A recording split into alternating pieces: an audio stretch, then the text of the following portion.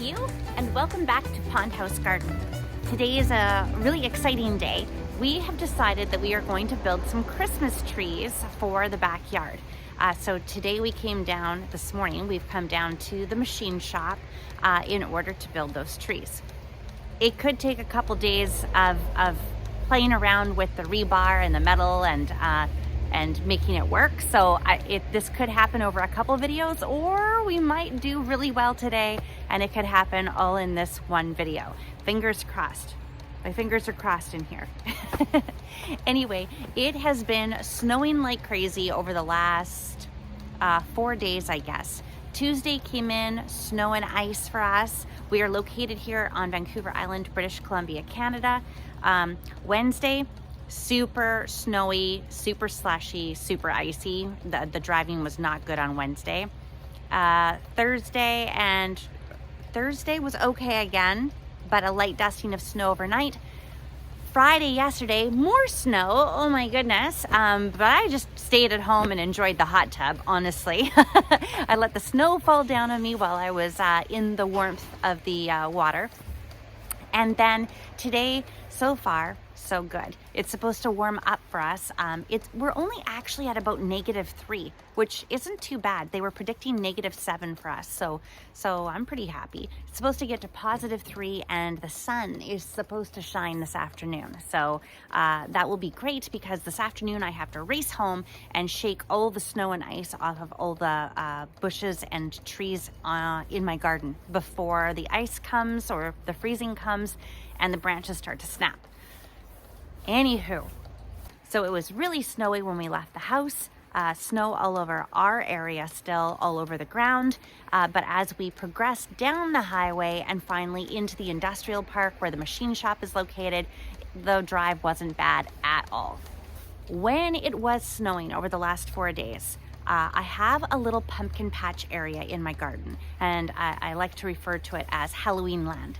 And all my squash and my pumpkins grow in this corner area. It was so beautiful. The snow fell on top of the bistro table, on top of the chairs, along the fence line. Dan and I were talking about it, and we said it reminded us of like a sheet of music along the fence. Also, Dan has recently made all of the curved posts that surround each of the garden beds, and they hang our lights, or they hold the lights that we bought from Costco, the outdoor lights. So that looked so beautiful. We had started decorating those the other night as well. We had these silver little balls that we hung from each of the scrolls, and we're also going to be collecting some cedar boughs and putting on some bows soon as well.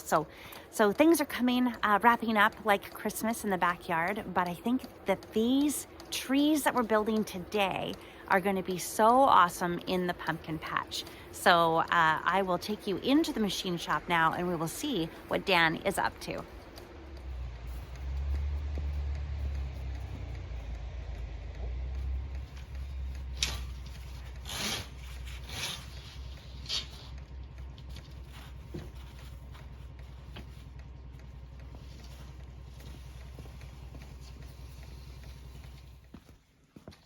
All right, so here is the rebar that Dan has just dragged in from the snow outside. It is laying here all ready for him to do his magic.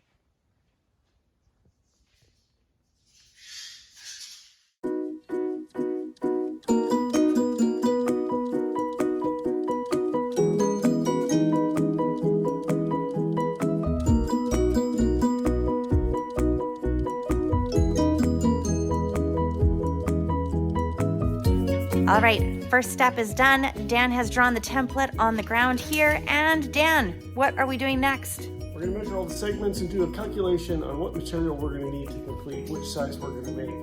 Awesome.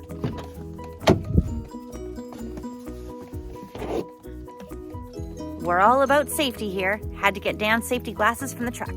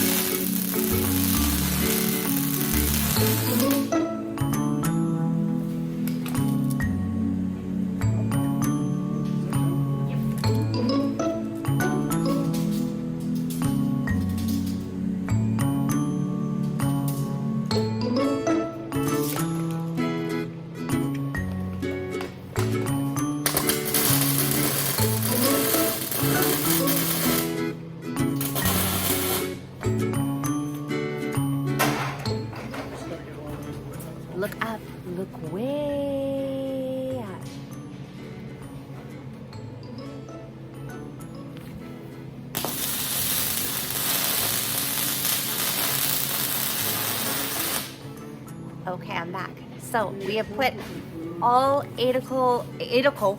all 8 vertical supports are on there now with the original base that we made, and it is now snack time.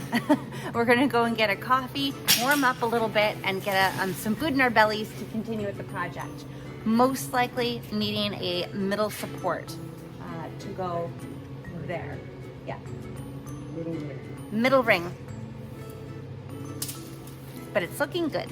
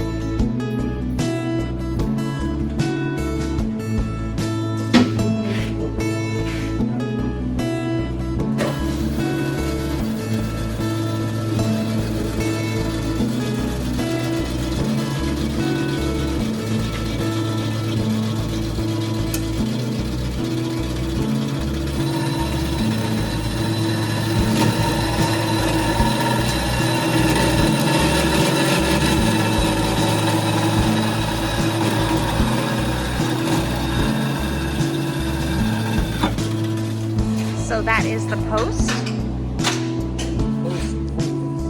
That is going to go into here.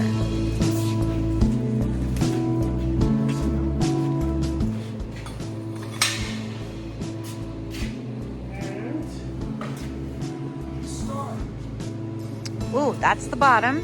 So now what we need to do is the size of the star at the top. Okay, I'm going to walk down here and we're going to look and figure out if the star is the right size or not. That is way too big. It's too big? I think it's too big.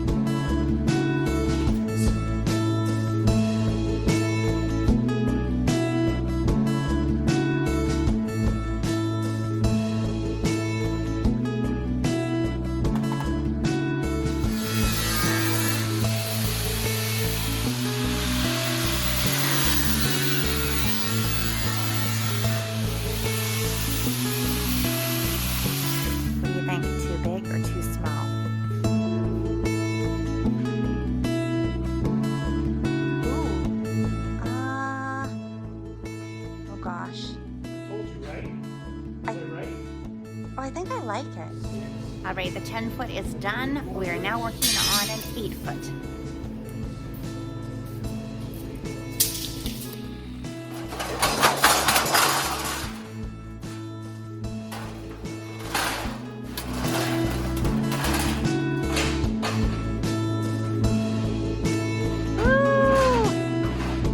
Ooh, beautiful. Yes, thank you.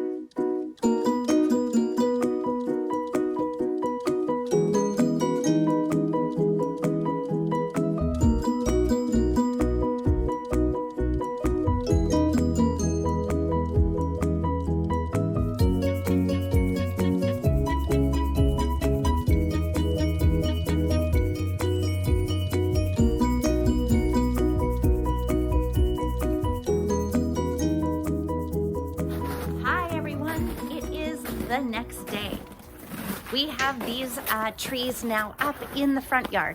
We didn't end up putting them into the pumpkin patch like we had originally planned, because honestly, they looked so fantastic right here from the street, and everybody driving by and walking by, and they can look in, and they are illuminated and beautiful in the evening. In fact, they're so beautiful that we've decided we're gonna build a few more in our free time. So last night we took the time in the dark after building these and wrapped them in saran wrap, and then we wrapped the lights around them, and then we put an extra wrap of saran wrap over top of the lights. So if you look closely here, you can see I can't touch that light. It's in the middle. It's sandwiched between two layers of saran wrap.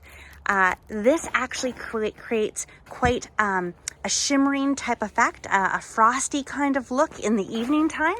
And it also creates kind of like a mirrored effect of lights. And it looks quite stunning. And then this little one over here, don't mind my pumpkins that are still up in the front doorway. I'm gonna have to do some changeovers there. Yes, Michelle, it is no longer Halloween, it is Christmas. And we did the same thing to this little guy. Now this little tree ended up being just over 8 feet. And this one beside it is 10 feet. The stars are different sizes, just slightly, this one's slightly bigger than this one is.